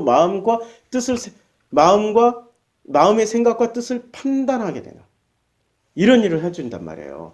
그러면 레위가 지금 몇천 년 전에는 레위가 그런 일을 했어요. 그런데 하나님의 머리로 바뀌었어. 아니 예수의 머리로 예수야.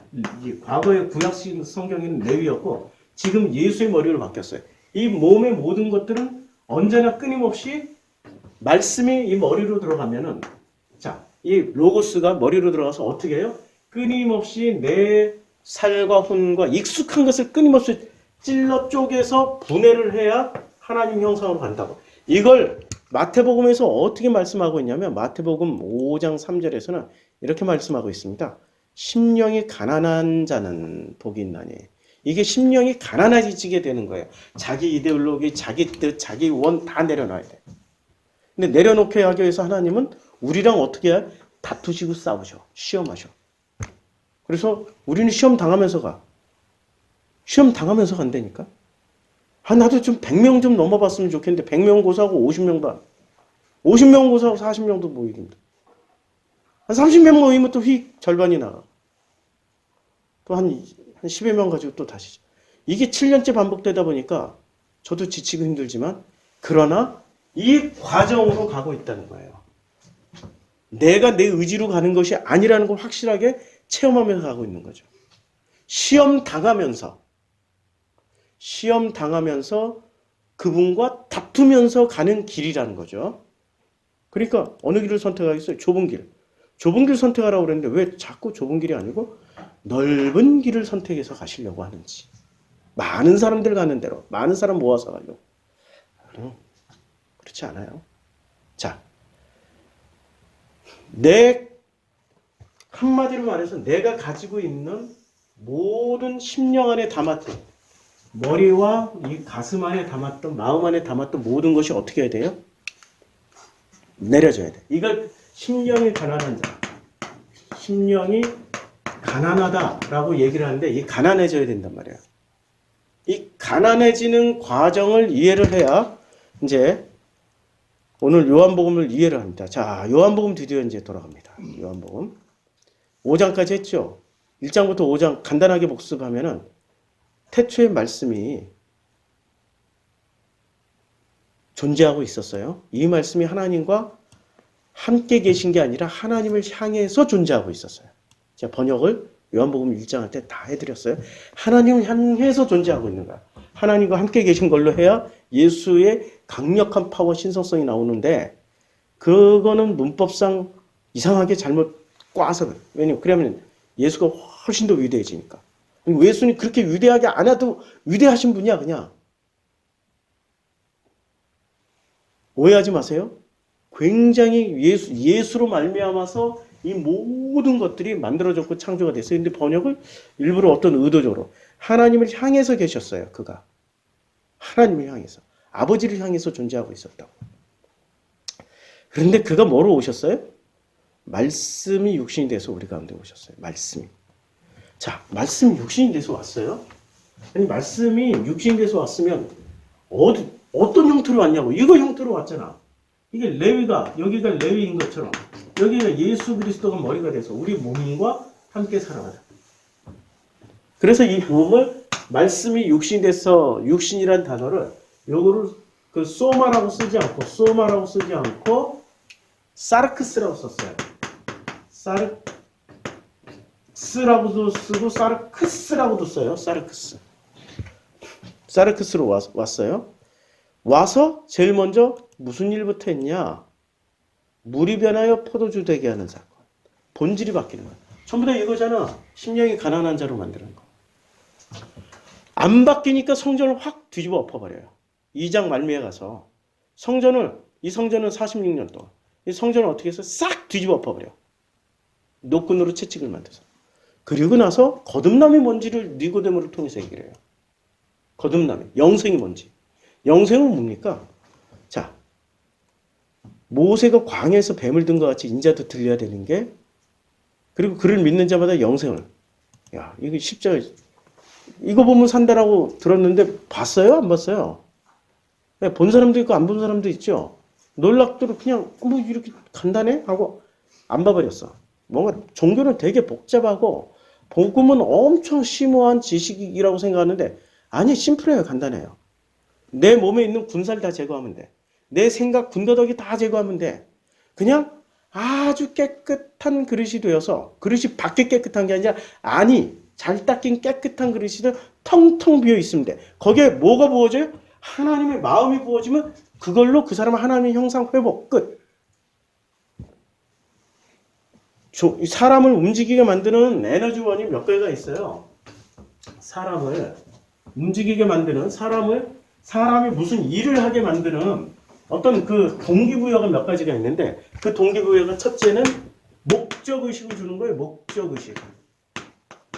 이것을 비전이라고 해. 비전을 가지고 목적의식을 가지고 열심히 달려가면 성공한다. 이걸 사람을 움직이는 어떤 동기로 쓴다고.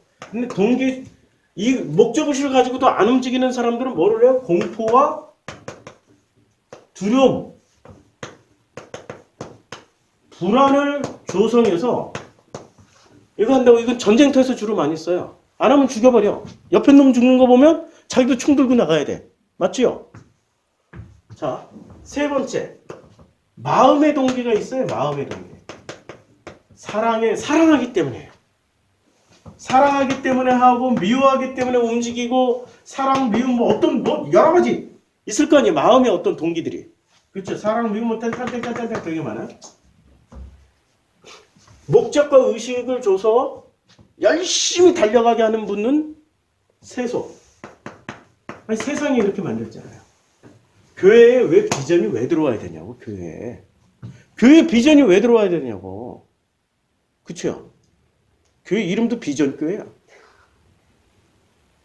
이게 세상이 사람들을 움직이게 만드는 방식이라고.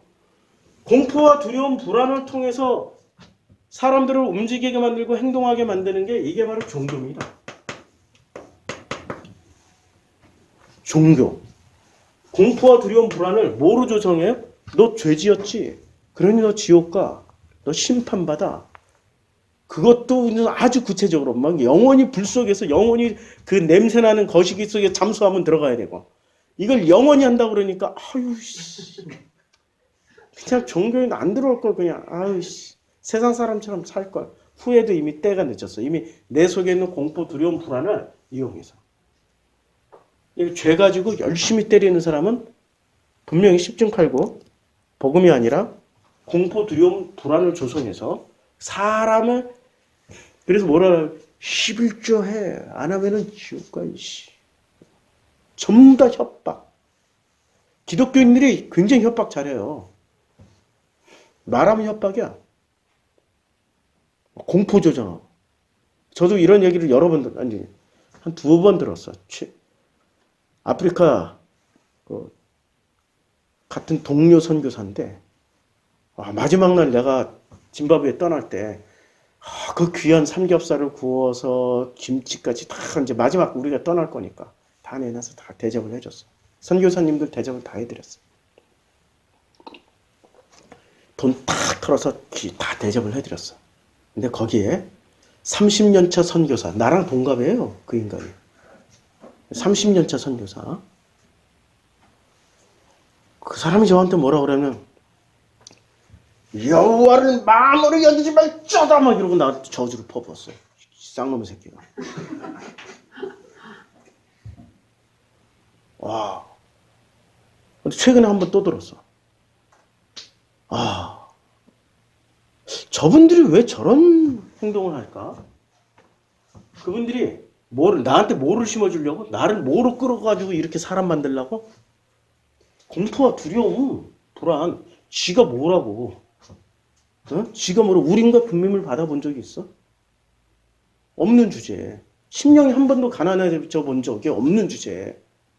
살과 피가 자기 익숙한 가족과 형제와 이 모든 것을 잘라내본 적이 없는데. 그치요? 야, 그들이 스스로 하나님이 돼서 심판자의 자리에 서가지고 공포와 두려움, 불안으로 사람들을 확 모가지 멱살 잡고 끌고 가려고 던졌는데 내가 안 받았지. 그러세요? 예. 10년 후에 봅시다. 이제 거의 얼추 10년 돼가요. 그게 8년 전 얘기니까 10년 후에 봅시다. 그 사람은 뭐 하고 있냐면은 그 아프리카 선교사로 한 30년쯤 있다 보니까 그 조슈아라는 목사, 나이지리아 신비주의 목사 있죠. 그 사람 통역하고 다녀요. 조슈아 목사. 결국엔 신비주의에 빠져가지고 뭐가 예수인지 뭐가 복음인지 몰라. 이미 저주받았어. 10년까지 안 가도 돼. 이미 그분 저주받았어. 공포와 두려움으로 살아가. 자기가 공포와 두려움으로 조장을 해서 공포와 두려움으로 사람을 이렇게 협박해서 끌고 가는 그 재주만 배운 거야. 재주. 능력. 자, 그런데 하나님의 사람은 이 마음으로 움직인다고요. 이게 복음이라고. 마음이 동기가 돼서 하는 것을 이걸 복음이라고 해요. 그런데 목사님 마음 안에 미움이 있는데요. 증오와 저주가 있는데요. 하나님은 질투하시는 분이에요. 그렇죠? 하나님 마음 안에도 질투라는 게 들어가 있다고.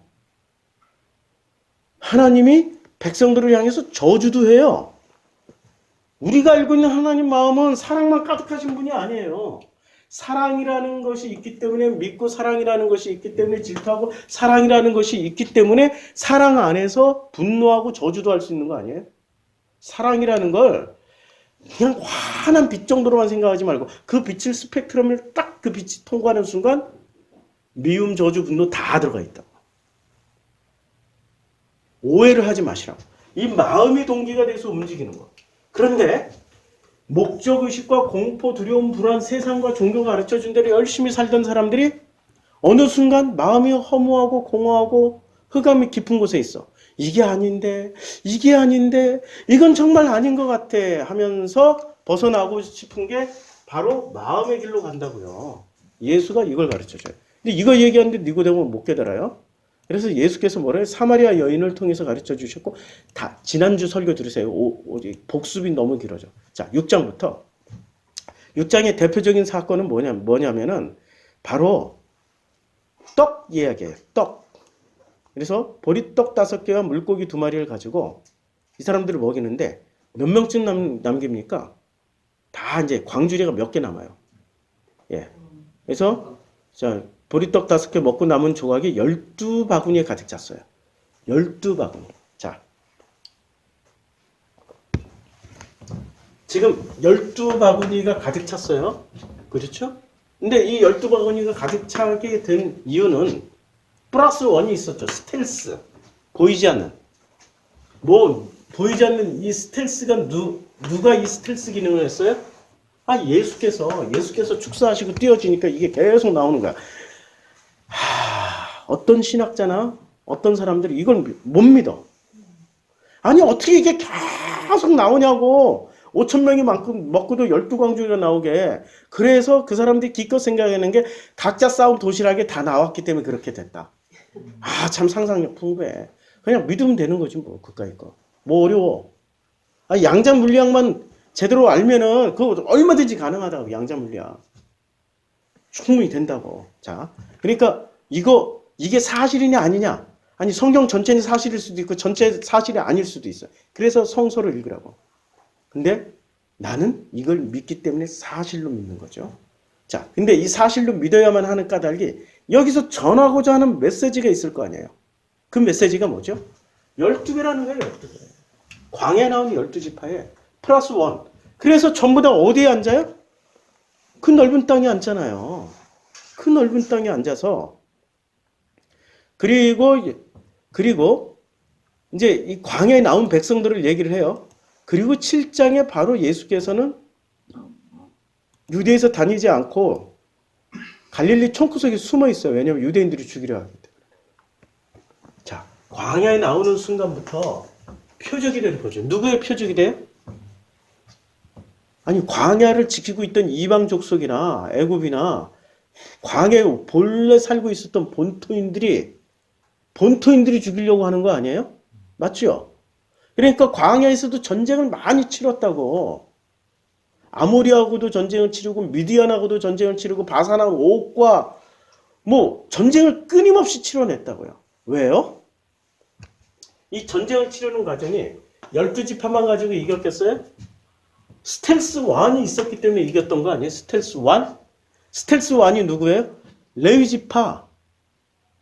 그래서 레위지파의 대표가 모세와 아론이니까 모세가 손 들고 있으면 태양이 멈춰서 이거. 모세가 손 내리면 태양이 내려가서 뭐 지고 뭐 이런, 그러니까 스텔스 1을 설명해 주는 거란 말이에요. 그래서 이 스텔스를 잡아야 돼. 적군은. 넘버원을 무조건 스텔스가 타겟이겠죠. 그러겠죠. 자, 그래서 예수가 안 가요. 광야에 안 잡히려고. 그런데 올라가요. 올라가가지고 무슨 논쟁을 하냐면 귀신 들렸다. 귀신 논쟁을 해요. 근데 귀신 논쟁의 8장에 가면은 귀신 논쟁의 핵심이 뭐냐면 이거예요. 8장 42절에 44절. 너희 아비가 마귀야. 맞죠? 그럼 마귀면 어떻게 돼요? 유대인들이 자기가 가지고 있는 공포, 두려움, 불안, 종교심 다 버리고 목적의식, 비전, 세상 다 버리고 뭐로 넘어가야 돼? 텅 빈 마음, 심령이 가난해진 마음으로 넘어가야 되는데 넘어갑니까? 안 넘어가죠. 그러니까 예수가 얘기를 하는 거야. 마귀가 뭐예요? 목적의식을 가르치고 공포, 두려움, 불안으로 충성, 봉사하게 만드는 게 이게 마귀 아니야. 유대인들이 이렇게 가르쳤으니까. 그러니까 어떻게 해요? 이 사람들이 예수가 가르쳐준 8가지의 마음, 심령이 가난한 자는 복이 있고 애통하는 자는 복이 있고 마음이 긍휼한 자는 복이 있고 이 마음에 가난, 애통, 긍휼, 공의, 사랑, 정의 이런 게 들어가 있어야지 그게 진짜 마음이지. 이런 거 한 개도 없이 이런 걸로 다스린다고 눈에 살아있을 때는 이것은 노예가 돼서 살지만 딱 죽고 나서 하나님 앞에 섰을 때 하나님 마음 한 개도 없어. 그러면 그때 가서 하나님 뭐라 그래? 넌 내 아들 아닌데? 너는 왼편으로 가. 슬피 울며 이를 갈며 너는 그냥 저거네? 그냥 너 저기 가서 장작더미하고 같이 불타. 잃어버린다고. 이것도 공포, 두려움 조정하는 거죠. 그렇죠? 우리 근데 너무 익숙하니까 모른다. 너무 익숙하게 들어왔기 때문에 공포, 두려움. 자, 그러니 이 논쟁에서 결국에는 예수께서 그냥 한마디로 던져버린 거야. 너희들이 전부 다 마귀야. 너희 아비 마귀야. 아비. 너희 아비가 마귀야. 그리고 조상이 마귀라는 얘기잖아. 자, 9장에 갔더니 왜 마귀의 노예가 됐냐면은 눈을 못 떠서 그래. 이게 실로 못 가서 눈을 뜨잖아요. 그러니까 그 사람이 진흙을 이겨. 아니 어떻게 진흙을 봤나 이게 나와 이게 이제 과학적으로 증명하려고 이게 무슨 뭐 어쩌고 그런 게 아니고 진흙을 이겨서 뭐를 했어요? 다시 만들. 하나님이 사람을 만들 때 뭐로 만들었어요? 아니 흙을 이겨서 만들었잖아. 그렇죠? 그러니까 눈을 뜨려면 어떻게 돼? 하나님의 형상을 회복해 눈을 뜬다는 얘기지. 최초로 하나님이 흙을 빚어서 숨을 불어넣었던 것처럼. 그러니까 하나님의 형상이 되어야 비로소 눈을 뜨고 뭐를 봐요? 이런 목적의식과 공포 두려움으로 통치하는 종교와 세상을 바라볼 수 있게 되는 거죠. 눈을 떠야. 그래서 눈을 뜨게 하신 날은 그것도 안식일이야. 정면 도전해버려. 이들의 교리하고 정면 도전해버려. 교리하고. 제가 지금 정면 도전하고 있다니까. 그러다 보니 사람이 안 모여. 사람들은 익숙한 걸 찾아간다니까. 자기 걸 잘라내기 싫어. 부모, 형제, 자식을 누가 이별하며 누가 죽이면서까지도 가겠냐고. 신천지는 가지. 그런데 뭐 때문에 가요? 본질 때문에 가는 게 아니라 공포와 두려움 때문에 14만 4천 안에 들어가서 구원받고자. 동기부여가 잘못됐다니까. 그런 식으로 잘라버리고 가족을 버리라는 얘기가 아니란 말이에요. 나에게 가장 익숙하고 소중하고 나를 만들어놨던 모든 것들을 결별을 해야 깨끗한 그릇이 되어서 하나님의 형상이 담긴다는 거예요. 할렐루야. 이제 10장. 그래서 이걸 가르쳐준 예수가 나는 양의 목자다. 나는 선한 목자야. 이런 말씀을 하시는 거예요. 나보다 먼저 온 자는 다 절도의 강도니 양들이 듣지 아니었지만 그리고 내가 문인이 누구든지 나로 말미암아 들어가면 구원을 받고 또 들어가면 나오면 꼴을 아니 예수를 말미암아 들어간다 나온다가 뭐예요? 예수 이름 믿는 거예요? 아니라고. 예수가 어떤 뜻을 가지고 전했는지를 그 의도를 알고 이해를 하고 공감을 하게 되고 그 공감을 하다 보니 내가 나도 모르게 설득당해서 내가 움켜쥐고 있던 것들이 다 비워진 깨끗한 그릇이 그릇 안이 다 청소가 돼서 이제는 텅텅 빈 그 그릇에 하나님의 형상이 가득히 하나님의 형상 그 마음이 가득히 채워진 게 그게 바로 구원이라고요. 14만 4천 안에 들어가는 게 구원이 아니에요. 도둑 얘기 나오죠. 거짓의 아비 8장의 거짓의 아비하고 도둑 얘기하고 마귀하고 똑같은 얘기라고. 이제 11장. 야, 이러니까 금방 되죠? 10분 안에 되죠? 자. 11장의 핵심은 나사로예요. 나사로가 죽었다가 살아나요.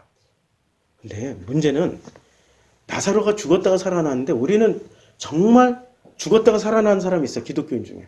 예수 잘 믿는 사람 중에. 그러면 우리는 그 사람 간증으로 성경책을 꽉꽉 채워놓을 것 같아. 간증 한마디도 안 나와. 간증 한마디도 안 나온다니까? 그럼 나사로 간증은 어디서 나와요? 누가복음에서 나사로 간증이 나온다고. 거지 나사로가. 그는 죽었어. 그러니까 죽음 이후에 나사로가 죽고 나서 며칠 동안 갔다 왔던 그 세상을 거지 나사로를 통해서 보여주잖아요. 근데 거지 나사로는 구원받았는데 부자는 구원받지 못했어. 뭔 얘기야 이게 도대체? 뭔 얘기야? 심령이 가난한 사람은 구원을 받는데 심령이 부자인 사람은 구원 못 받는다는 얘기지. 나사로 얘기가 여기 11장에 나오는 게. 이해가 되죠? 결별하고 잘라지고 비워져야 된다고. 그런데 사람들은 전부 다 결별하고 잘라지고 비워지지 않고 꼭 이제까지 자기가 세속에서 배웠던 노하우만 가지고 해. 그러면 이거 어떻게 구분해요, 목사님? 이게 하나님의 노하우예요? 아니면 이게 겁나요? 불안해요? 그렇지, 벌써 모르는 거야. 그런 사람들은 상담하러 오세요. 상담하러 오시라고. 성경책 한 권 들고 상담하러 오셔. 자, 12장. 그래서 12장의 사건 중에 이게 순전한 나드 한 그릇 가져다가 예수의 발에 붓고 자기 머리털로 그의 발을 닦는. 뭐를 준비한 거예요? 이게 예수의 죽음을 준비하는 거죠. 죽음이 뭐예요? 결국에는 죽어야 없어지는 거야. 그래서 십자가에서 죽으라는 걸 전부 다 사순절만 되면은, 지금 이제 곧 사순절이네. 사순절만 되면 뭐를 해요? 지들이 십자가를 지고 가요. 인간이. 그리고 지들이 또 십자가에 못 박히기까지 해. 가시면류관까지 쓰고 그 고통을 재현한다고. 그게 예수가 원했던 거예요? 한번 솔직하게 물어보죠. 예수가 그런 걸 원했어요? 그런 퍼포먼스를 원했냐고. 아니라고. 자기 것이 다 내려지는 것. 그릇 안이 깨끗하게 비워지는 걸 원했는데, 그걸 죽음이라고 얘기했는데, 그걸 십자가에서의 죽음이라고 얘기했는데, 이걸 안 믿는 거야. 그렇죠? 12장, 이제 13장. 금방 빨리 오죠? 예. 네. 겁나 빨리 오죠. 겁나. 13장. 자, 이제 그 안 비워진 사람의 대표가 누구예요? 가룟 유다야. 이미 마음에 예수를 팔려는 생각을 가지고 있었어. 그렇죠? 누가? 마귀가. 여기서 마귀. 앞에 마귀는 누구예요? 8장에서 마귀는 누구야? 아비들, 너희 조상들. 그러니까 조상의 이데올로기를 가지고 있었던 거야. 마귀 조상. 너희 아비는 마귀야. 이렇게 8장 44절에서 얘기했잖아요. 그렇죠? 그러면 여기서 진짜 마귀가 아니라 유다는 어떤 논리를 가지고 있어요? 전통 종교의 논리로서 예수를 바라보다가 도저히 안 되니까 팔아먹을 생각을 이미 가지고 있어. 심령이 가난해진 게 아니죠. 가난해지지 않은 사람이 예수를 죽음으로 몰아넣는다. 근데 사실은 예수가 죽어야 돼? 지가 죽어야 돼? 지 머릿속에 있는 게 죽어야 된단 말이야. 이게 13장까지야. 정리가 됐죠. 레위가 어떻게 저주에서 축복으로 넘어갔는지. 죽으면 돼. 건너가면 돼. 비워지면 돼. 근데 우리 삶 속에서 그게 되나요? 내가 비운다고 이렇게 도 닦고 앉아서 막 폭포수 밑에 앉아가지고 도 닦고 기도원 가지고 금식하면 뭐 하고 다 해도 되냐고. 안 돼. 가만히 있으면 돼. 하나님이 우리를 사랑하시기 때문에 시험과 다툼으로 우리를 끊임없이 샘물로 바꿔주신다고. 우리 교회 알게 모르게 놀랍게도 우리 교회는 샘물이에요. 계속 솟아나고 있어. 고인물이 아니라고. 몇만 명, 몇십만 명의 고인물이 아니라고. 새로운 물로 계속 멈추지 않다. 멈추는 교회가 아니라고. 끊임없이 비워지고 비워지며 또 채워지며 가는 그런 과정. 그게 간증이죠. 저도 그렇게 비워지면서 가고 있습니다. 가는 과정에 있는 거죠. 사람들이 가끔 저를 복음의 완성본으로 보고 제 설교를 듣고 찾아와서 실망하고 가. 자기가 알고 있는 전통의 목사가 아니야. 거룩한 목사도 아니고 단추도 잘못 채웠잖아. 아래에다 채웠네. 위에다 채워야 되네. 제가 전통의 목사가 아니야. 거룩한 사람이 아니라고. 당신하고 똑같은 사람이라고. 당신이 꼬여있으면 나도 꼬여있는 거고 당신이 풀려있으면 나도 풀려있어. 놀랍게도. 사람들은 그걸 몰라. 자기의 절대화된 뜻과 원이 있기 때문에 소망과 비전과 자기의 절대화된 뜻이 있기 때문에 자기 기준으로 상대방을 건다.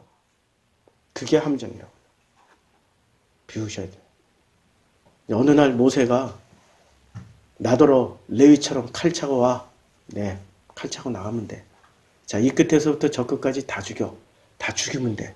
구약시대, 신약시대에 넘어와서 예수님이 재석해줘. 너가 내 가족이 되고 싶지. 네. 그럼 심령이 가난해져야 돼. 네. 어떻게 하면 될까요? 너 칼 차고 나와. 네.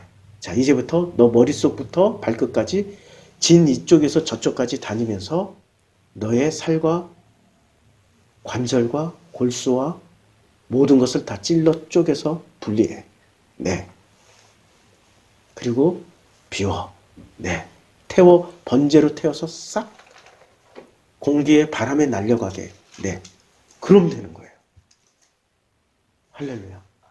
근데 이렇게 간단한 건데 익숙치 않으니까 너무 어렵게 들리죠? 기도하겠습니다. 아버지 하나님,